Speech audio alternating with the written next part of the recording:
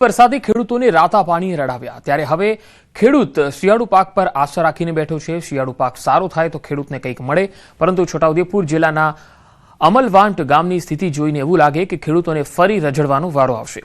જિલ્લાના અમલવાંટ ગામે સિંચાઈનું તળાવ આવેલું છે। આ તળાવ હાલ છલોછલ ભરાયેલું હોવા છતાં ખેડૂતોને સિંચાઈનું પાણી આપવામાં આવતું નથી, જેની પાછળનું કારણ છે તંત્રની બેદરકારી। સિંચાઈનું પાણી ખેતર સુધી પહોંચાડવા માટેની જે કેનાલો છે તે અતિ જર્જરિત છે। કેનાલોમાં જાડી ઝાખરા ઉગી નીકળ્યા છે, જેથી પાણીનું વહન થઈ શકતું નથી। પાણી ન પહોંચતા ખેડૂતો ફરી માથે હાથ દઈને બેઠા છે। શિયાળુ પાકમાં અમારે સમયસર પાણી ડેમનું મળી રહે તો અમે ખેતી કરી શકીએ। અત્યારે નહેરની અંદર ઘાસ ઉગી નીકળ્યું છે, ઝાડવા ઉગડ્યા, પછી વરસાદના પાણીથી ધોવાણ થયું છે, ગાબડા પડ્યા છે, એ રિપેરિંગ થાય પછી અમને ખેતરો સુધી પાણી મળી રહે। જે કેનાલો છે તે કેનાલો સરખી રીતે સાફ નથી કરવામાં આવી અને 65 લાખનું જેવું કામ કરવામાં આવ્યું છે તે સરખી રીતે થયું નથી। તો અમારી સરકાર પાસે એ માંગ છે કે જે કામ અમારા ગામમાં કરવામાં, તળાવમાં જે કરવામાં આવે તે તાત્કાલિક ધોરણે કામની જાણ કરે। પાણી અત્યારે ફૂલ ભરેલું છે અને ઓવરફ્લો થઈ ગયો છે અને ખેડૂતોને પાણી મળતું નહીં। એ અમારે એમ કેવું છે, ડેમવાળા જે લોકો અધિકારીઓ છે એમને આ કેનલો સાફ કરો જલ્દી અને પાણી છોડો, ખેડૂતોને આપો। આ વખતે અમારે નહેરમાં આખો ભંગાણ છે અને આખા ઝાડવા ઉગી નીકળ્યા છે, એટલે ખેતરમાં પાણી જતું નહીં। ઓછી જમીનવાળા લોકો અમારે કાંઠિયાવાડી જીવે છે, એટલે વેળે તકે નહેર સાફ કરે અને પાણી મળે ગામજનોને અને સારી રીતે પાક પકવે અને જીવે એવી મારી માંગ છે।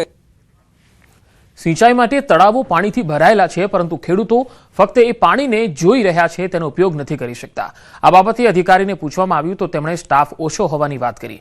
તેમણે જણાવ્યું કે કેનાલો જર્જરિત છે, જેના સર્વેની કામગીરી કરવામાં આવી છે। જોકે 13 જેટલા તળાવોનું સર્વે કરાયું છે, જે તબક્કાવાર કામગીરી હાથ ધરાશે।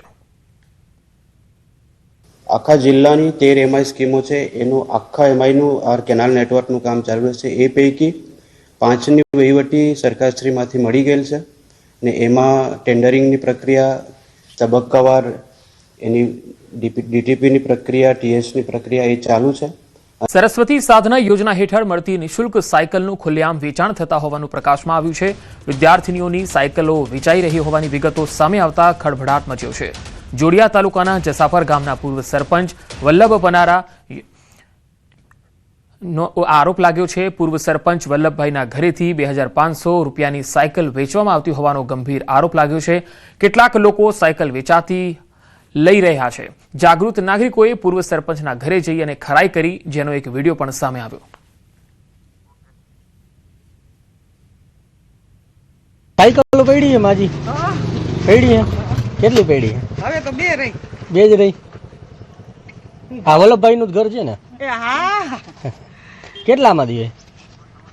2500 માં।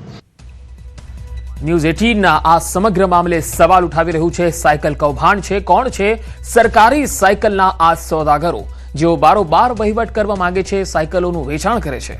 વિદ્યાર્થીનીઓના હકની સાયકલ કોણે વેચી? ગરીબ વિદ્યાર્થીનીના હકની સરકાર દ્વારા વિનામૂલ્યે આપવામાં આવતી સાયકલ 2500 રૂપિયામાં વેચાતા અનેક સવાલ ઉઠી રહ્યા છે।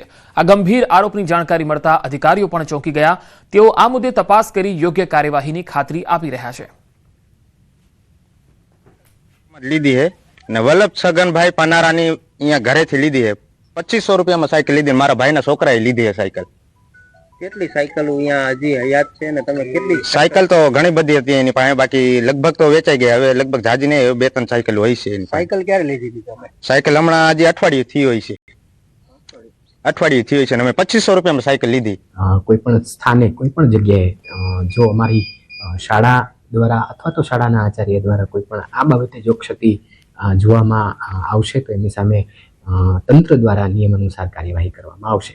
કમોસમી વરસાદને કારણે ખેડૂતોને પાકને નુકસાન વેઠવાનો વારો આવ્યો છે, જેને લઈ સરકારે ખેડૂતો માટે સહાયની જાહેરાત કરી, પરંતુ ખેડૂતોના ખેતરોમાં ભાગ રાખનાર ભાગિયાને કોઈ સહાય મળતી નથી, જેને લઈ કોંગ્રેસ નેતા દ્વારા ભાગિયાને પણ સરકાર સહાય ચૂકવે તેવી માંગ કરી ખેડૂતો પણ પોતાની સહાયની રકમમાંથી ભાગિયાને થોડો ભાગ આપે તેવું જણાવ્યું।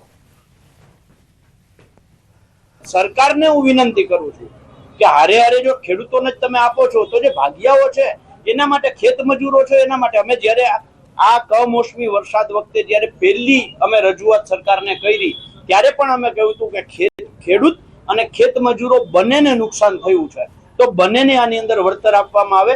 આજે પણ હું ફરીથી માંગ દોહરાવું છું કે ખેડૂત અને ખેત મજૂર બંને માટે સરકારે વિચારવું જોઈએ.